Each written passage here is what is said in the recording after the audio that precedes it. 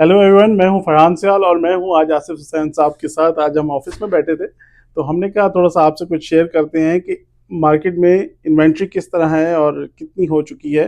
तो आसिफ साहब, आप थोड़ा शेयर नहीं, करेंगे अभी कि जो मैं फरहान, सबसे पहले तो थैंक यू ये टाइम देने का।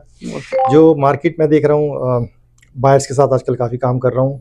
तो जब वो मैं सिलेक्ट करता हूँ तो एक छोटे से पोर्शन के अंदर बहुत सारे नंबर ऑफ हाउसेस लगे हुए हैं फॉर सेल। इन्वेंट्री बहुत ज़्यादा है, ये भी एक वजह है कि मार्केट थोड़ी सी स्लो है, यानी बायर्स कम है और इन्वेंट्री ज़्यादा है। अच्छा, इन्वेंट्री ज़्यादा है तो ये देखना पड़ेगा कि इन्वेंट्री ज़्यादा क्यों है। देखिए, इसमें इस वक्त जो है ना, रेंटल मार्केट भी काफ़ी डिस्टर्ब हुई हुई है।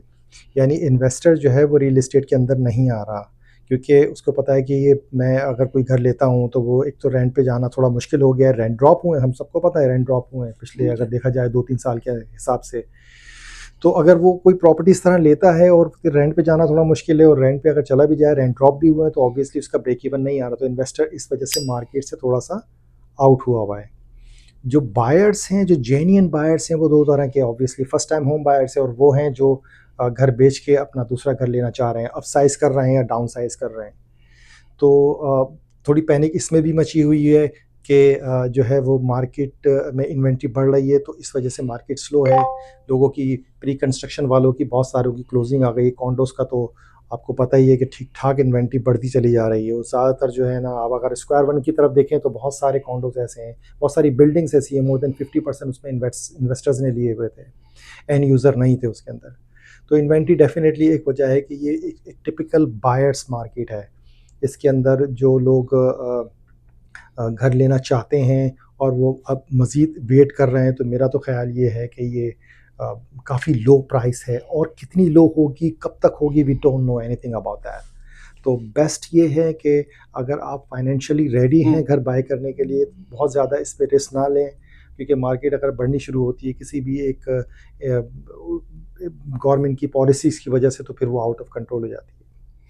तो ये क्वेश्चन था। मैं भी जी। एक क्वेश्चन आपसे पूछ लूँ फरहान, ये बताइएगा कि अभी चूँकि जैसे मैंने बताया कि मैं बायर्स के साथ काम कर रहा हूँ, तो वहाँ पे मैंने कुछ जगहों पे देखा कि वो अभी भी पुरानी वाली जो है ना, वो बिडिंग की सिचुएशन और मल्टीपल ऑफर्स की सिचुएशन चल रही है। तो आपके एक्सपीरियंस के अंदर क्या है कि ये अभी स्ट्रेटेजी सेलर के बेनिफिट के अंदर जा रही है, ये काम कर रही है, या कुछ लोग कर रहे हैं? तो क्या आपका इस पे इनपुट है? थैंक यू आसिफ साहब, बहुत अच्छा क्वेश्चन है।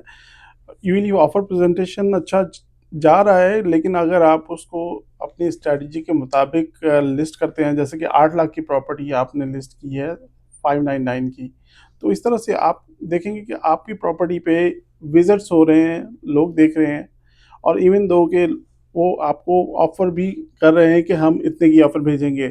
लेकिन लोगों की अजम्पशन है कि वो जो ऑफर प्रेजेंटेशन होती है ना, उससे पहले ही हम लोग इससे लिस्टिंग प्राइस से भी लोग ऑफर डाल दें। लेकिन वो इसलिए थोड़ा सा होता है टेक्निकली, क्योंकि ज़्यादा विजिट हो, ज़्यादा बायर आए और ज़्यादा एक्सपोजर हो उस प्रॉपर्टी का, क्योंकि उसके बाद लोग डिसाइड करें कि ये प्रॉपर्टी की वैल्यू क्या है। अगर कोई हाई प्राइस देख के वैसे ही विजिट नहीं करेगा तो वो जाहिर सी बात है कोई आएगा ही नहीं। हाँ, तो ना ही ऑफर आएगी, तो ना ही उसकी कोई बेनिफिट होगा। लेकिन ये स्ट्रेटजी चल रही है और बड़ा अच्छा इसका रिस्पॉन्स भी आता है।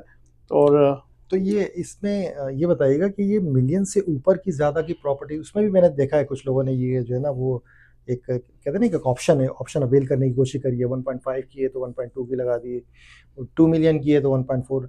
तो ये मिलियन से ऊपर ज़्यादा ये स्ट्रेटेजी काम कर रही है, या ये 7-8 लाख वाली प्रॉपर्टीज़ के अंदर ज़्यादा स्ट्रेटेजी काम कर रही है? देखिए, मिलियन से ऊपर तो मेरे ख्याल से चल रही है, लेकिन लोग अभी इस वक्त इस सिचुएशन में नहीं है कि वो ज़्यादा मिलियन के अबव मिलियन प्राइसेस पे जाएं। और उनका ज़्यादातर ये स्ट्रैटेजी लोअर प्राइसेस पे ज़्यादा अच्छा काम कर रही है, बजाय के मिलियन अबव मिलियन 1.2 1.3 प्रॉपर्टीज़ पे। क्योंकि लोग अब बड़ी प्रॉपर्टीज़ के सिचुएशन में नहीं जा रहे, क्योंकि वो ऑलरेडी बिल्डर्स ने जो उनके साथ किया या जो भी नेगेटिविटी आई है उससे वो निकलना चाहते हैं। तो वो चाहते हैं कि हम उनको जो उनकी नेसेसिटी है उसके मुताबिक वो घर लें। अब हम्म। इन्वेस्टमेंट तो इस वक्त कोई नहीं कर रहा। इस हाँ। वक्त वो जो चाह रहे हैं, मेरे पास थोड़ा बजट है और मैंने घर लिया था तकरीबन 2018 में 17 में, so that's the best time you can upgrade. और ये सिचुएशन ये है कि आप उसको सेल करें।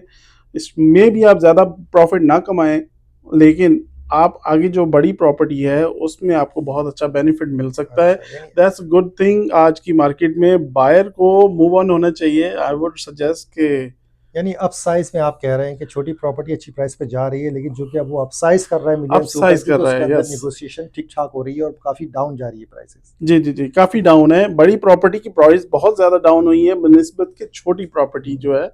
तो आई वुड रिकमेंड कि ऑफ कोर्स मूव ऑन। और आसिफ साहब बहुत-बहुत शुक्रिया बुलाने का, और होपफुली मैंने नहीं शायद नहीं, आंसर आपका कर भी दिया बहुत हो। शुक्रिया। और बस यही है कि देखिए मार्केट जो है ना, वो हम लोग बेसिकली बिल्कुल बॉटम लो प्राइस के ऊपर वो बैठे हुए होते हैं इस इंतज़ार के अंदर। लेकिन जैसे मैंने पहले कहा कि if you are financially ready, I think you should move on. If you are not financially ready, you better need to be financially ready first. Market जो है वो ऑब्वियसली और कितनी नीचे जाएगी, कब तक जाएगी, no one can predict that. तो अगर आप रेडी हैं तो मूव ऑन करें।